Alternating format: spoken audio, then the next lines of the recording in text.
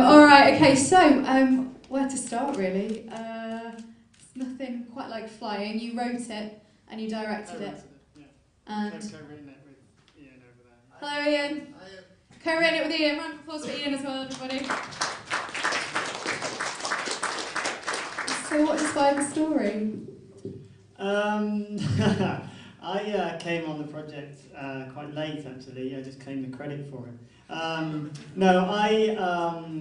There's a group of crazy guys over there and who owned obviously this plane and decided to make a film. And they sort of started shooting, but kind of realised that what they're shooting wasn't very good. Can I say that? So they basically decided to start again and look for a director because I think they were doing it themselves. And I had the utmost respect for them because anyone who filmmakers in here starts a film again, is amazing. So I got the call from the DP that shot it, who's 20. 22, the DP that shot it. So yeah, very talented. Shall I hold that? Yeah. Actually, no. So I came on board, and there's not a single frame in it from that first shoot. But we decided, we've got this plane, we've got this opportunity to make something that's quite special and unique, and not really been seen on a short film, on that sort of scale in a short format before. I came on and gave Ian some notes and we developed the script it's sort of kind of slightly based on some kind of historical because the guy who's flying the plane with Phoebe, the ghost, is supposed to be Douglas Bader, who actually did fly that actual plane. So that's kind of where the inspiration came from. I don't really know who Douglas Bader is, but he's like, he basically won World War II for us, so that's where it came from, and then and this is Jess who was in it. Thanks for clearing that up. Brilliant, thank you very, very much. That is fascinating, and again, to start a film again, that is brave. So nice one. You obviously made the right decision. So Jess, thank you very much for coming along as well. Fantastic acting. Absolutely just kind of fell in with your character completely. Was there anything that you needed to do yourself to kind of prepare for what's quite an emotional backstory and a female and a male narrative as well? So thanks for having me, first of all. So preparation, I actually came onto the film literally off the back of a play. So I was in Great Expectations playing Estella and had my last night, had the wrap party, and then the next day was up in the Tiger Moth. So there wasn't really much time to do a lot of preparation. We had one day of rehearsal, and I got to fly the plane only for a couple of minutes because it's got dual controls. So Adrian, the owner of the plane, took me up, and it was really useful to have that experience of what she actually feels like to fly. I think it would be very hard to replicate that if you don't actually know that sensation. And then in terms of the emotional preparation, I guess drawing from my own experiences of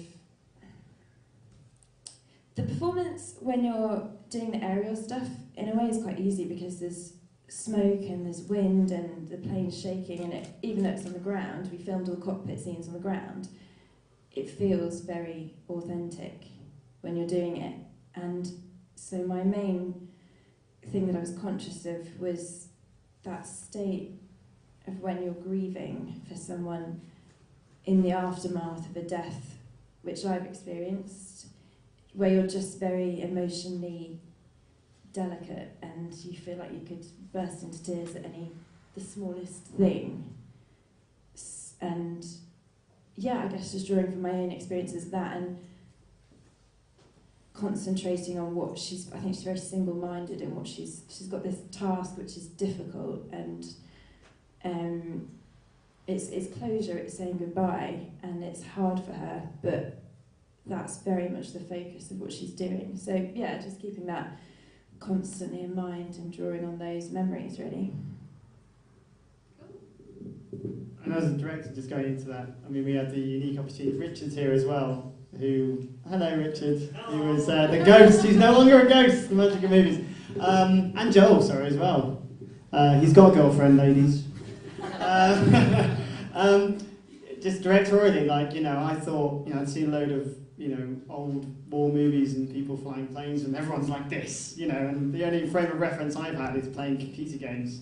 So I thought, everyone's going to be flying a plane like this, which is totally inaccurate. It's kind of like the tiniest thing. So it was invaluable for the actors to go up in the plane before we started filming, just to kind of get a sense of how loud it is, how cold it is up there, how hostile it is, because it's an open cockpit and, and stuff. So, that was, That's incredible. It sounds like it's quite life-changing as well as an experience. I mean, obviously flying is something that people very rarely get to do themselves, so that in itself must have been quite an incredible experience. In terms of your equipment and everything that you used, actually no, I want to ask about the locations. How did your scout find the locations and why those locations? I know that you know where the plane is, but why parts of Shropshire as opposed to, say, Lancashire or... Put your hands up if you're from Barton Airfield. Who actually own it. No. We're obviously trying to do something very ambitious, and I think when we rolled into town, they didn't quite expect how big it was going to be.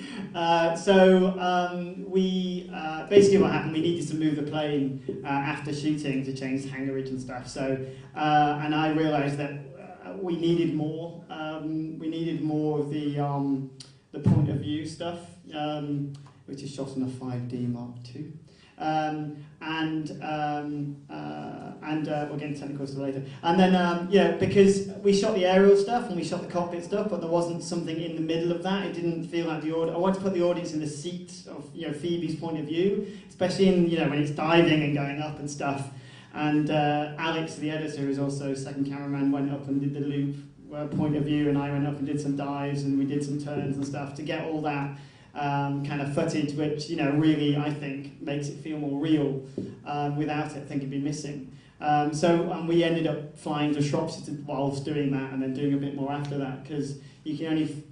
It's the most temperamental actor I've ever worked with, that plane, because you can only fly in certain weather. She's called Huffy. She was quite temperamental at times, and it was tricky. So we had to work around her really. Do you want to do technical? Yes, go for it. Shot mainly on the C300,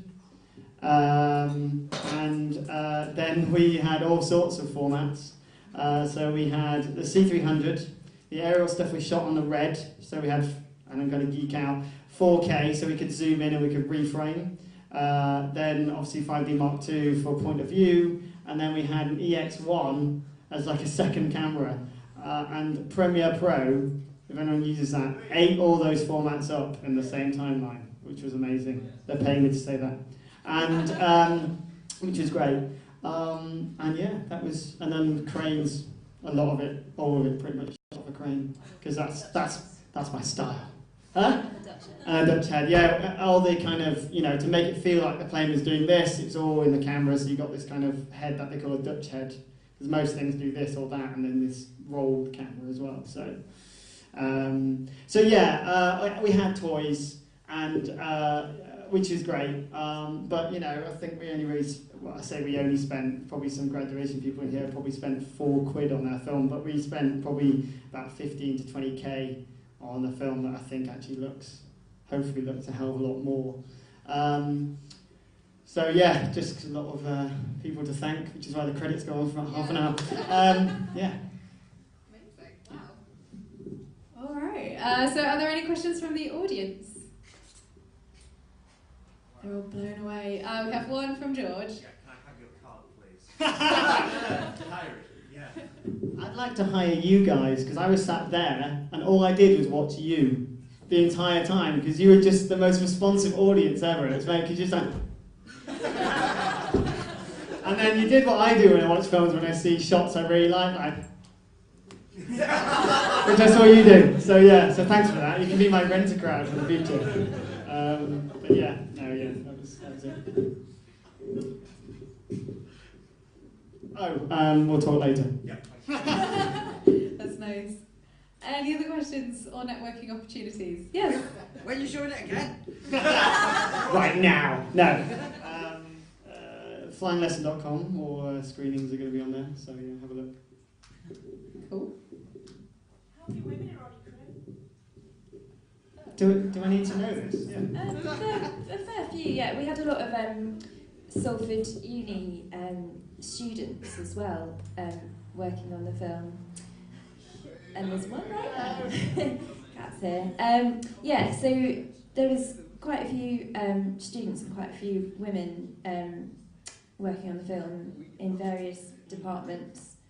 And because we had the students, there were sort of trainees in various areas, so everything from loading to sound, makeup, yeah. Yeah, so it's a fairly mixed crew, I'd say. Yeah. Any other questions? All right. Where did you get the funding from? A credit card, and I know don't live there. No.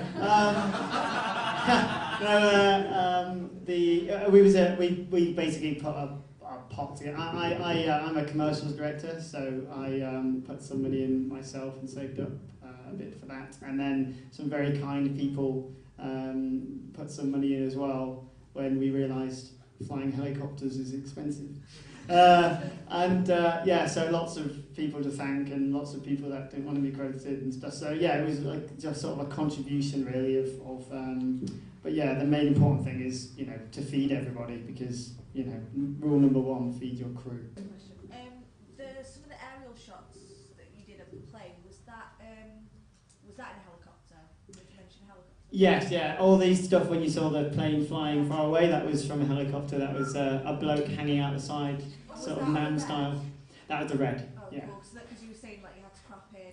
Yeah, we did it because you can't, you know, because of the stunts we were doing and stuff. I couldn't get as close as you wanted to, so we used the red to be able to get in close to stuff. But there's some EX1 up there. We had 2 cameras in the helicopter at the same time, so so a mixture of stuff. Yeah, thank you. How long did it take to shoot it? I think it was a 3-day shoot. Day of rehearsal, 3-day shoot, and then 8 days. About 5 weeks doing it. Yeah. there you go, 5 weeks. About 5-6 weeks. It was sort of 3 days main shoot, and then we had to sit and wait for the weather to pass in various airfields so we could go up and get 10 seconds worth of footage and then come back the next day because of weather. But yeah, you know, fundamentally it was 3 days, yeah, for all the dialogue stuff and everything. Yeah. Speechless. Cool. All right. Thank okay. you. Thank you very much.